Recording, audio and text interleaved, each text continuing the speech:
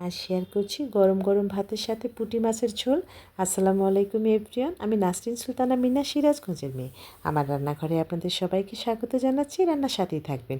খুব সহজেতে রান্নাটা শেয়ার করেছি, আশা করি আপনাদের ভালো লাগবে।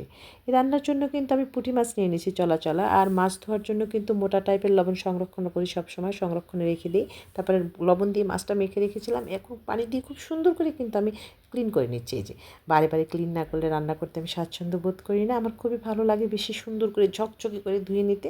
এখন কিন্তু আমি সিমটা ক্লিন করে নিচ্ছি। দেখুন একদম মাছের সাইজই সিমগুলো, এত সুন্দর মাছ আর সিম কিন্তু একবারই রেডি করে নিলাম।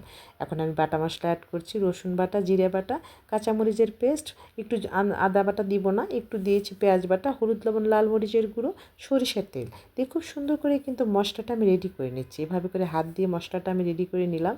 এই যে দেখুন কতটা সুন্দর হচ্ছে। এখন সিমগুলো একেবারে উল্টে পাল্টে কিন্তু আমি মেখে নিলাম। এখন আমি ঝোলের জন্য হাত ধুয়ে পানি দিয়ে দেবো, যতটুকু পানি দরকার। এভাবে করে কিন্তু পানি দিয়ে আমি সিমটা সিদ্ধ করে নেবো। হাতটা একটু গতকাল মাংস রান্না করতে যে কেটে গিয়েছিলো, তবু দেখুন আমাদের রান্না করতেই হয়, ওভাবেই একসময় ঠিক হয়ে যায়। আমি ঝোলের জন্য পানি দিয়ে দিয়েছি, এখন ভাতটা উঠিয়ে দিচ্ছি। একটা টাইমের মধ্যে আমি 2টা রান্না করে নেব, ভাত আর মাছের ঝোল। এতে সময়ও কম লাগে, কাজ করতেও কিন্তু অনেক বেশি সুবিধা হয়। আমার বসা ভাতের জন্য ভাতটা রেডি করে আমি উঠিয়ে দিলাম, সাথে কিন্তু হাই হিটে রান্না করে নিচ্ছি মাছের ঝোল। মাছের ঝোলে কিন্তু বলক চলে এসেছে। এই দেখুন সিমটা সিদ্ধ করে নিচ্ছি, মাছটা পরে দেবো। আমার ভাতটাও কিন্তু হওয়ার পথে, ঢেকে দিয়ে চুলার ফ্লেমটা কিন্তু একটু কমিয়ে দিলাম। এখন ভাতটা হয়ে যাচ্ছে আর কিন্তু সিমটাও সিদ্ধ হয়ে যাচ্ছে।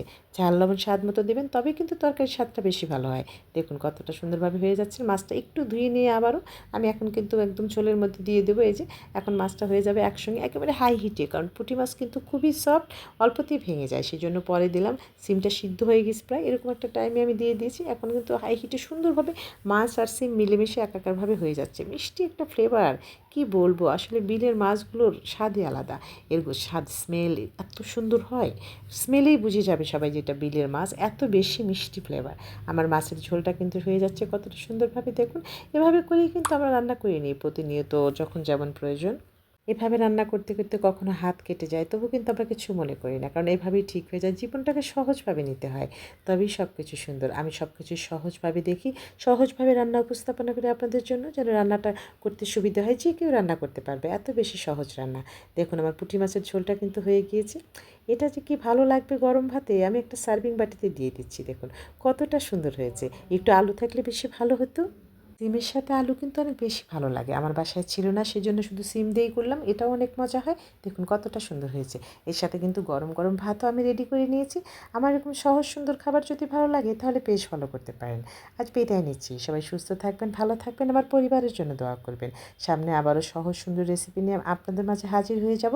আপনাদের লাইক কমেন্ট কিন্তু আমার চলার পথে পাথেয়। সুস্থ থাকুন, ভালো থাকুন, আল্লাহ হাফিজ।